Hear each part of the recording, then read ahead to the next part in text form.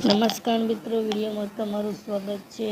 Video આવે છે મધ્યપ્રદેશના રીવા જિલ્લામાં આવેલી કોટી વોટરફોલ પર એક દર્દનાક ઘટના બનવા પામી છે। યુપીના પ્રયાગરાજથી એક નવા લગ્ન કરેલ કપલ રીવાના કોટી વોટરફોલ ઉપર પિકનિક મનાવવા માટે આવ્યું હતું અને પોતાની ફેમિલીને પણ સાથે લઈને આવ્યું હતું। વોટરફોલના પહાડ ઉપર કુદરતી સૌંદર્ય જોઈ ઘણા લોકો ખુશ થઈ જતા હોય છે, ત્યારે વોટરફોલ નજીક ઊંચા પહાડ પર જઈને પોતાની મોબાઈલ પર સેલ્ફી ફોટા લેવા જતી વખતે અચાનક પતિનો પગ પહાડ પરથી લપસી જતા પોતાની પતિની સામે પત્ની ધોધ પાસેના પહાડ પરથી 300 ફૂટ નીચે પકડાઈ જતા તે જાળીઓમાં પડી જતા ઘાયલ થઈ જાય છે। આ જોઈ પતિ જોરથી બૂમો પાડે ત્યારે પત્નીનો હાથ પકડવાની કોશિશ કરે છે, પણ તેના હાથમાં આવતી નથી અને પત્ની ધોધ સાથે 300 ફૂટની ખાઈમાં પડી જતા આસપાસના લોકો તરત દોડી આવે છે અને પોલીસ પ્રશાસનને જાણ કરે છે। તે ઘટના સ્થળે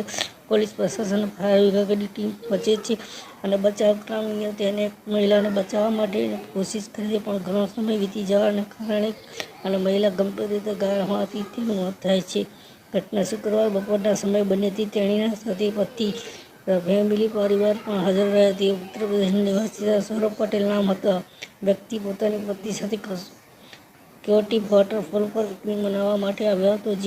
જે નજરે જોનાર લોકોને ચેતવણી પણ આપી હતી કે વોટરફોલ નજીક ન જશો, પણ પત્નીએ માન્યું નહીં અને તેણે નજરઅંદાજ કરી નાખ્યા। વોટરફોલ નજીક પથ્થર પરથી સેલ્ફી લીધી સૌરભભાઈ પટેલના પત્ની તેમની નજર સામે જ સેલ્ફી લેતી વખતે પગ લપસતા 300 ફૂટ ઊંડી ખાઈમાં પડી જતા ઘાયલ થતા મોતને ભેટે છે। પરિવાર દુઃખનો પહાડ તૂટી પડ્યો। આ વિડીયો અંગે તમારો શું અભિપ્રાય છે?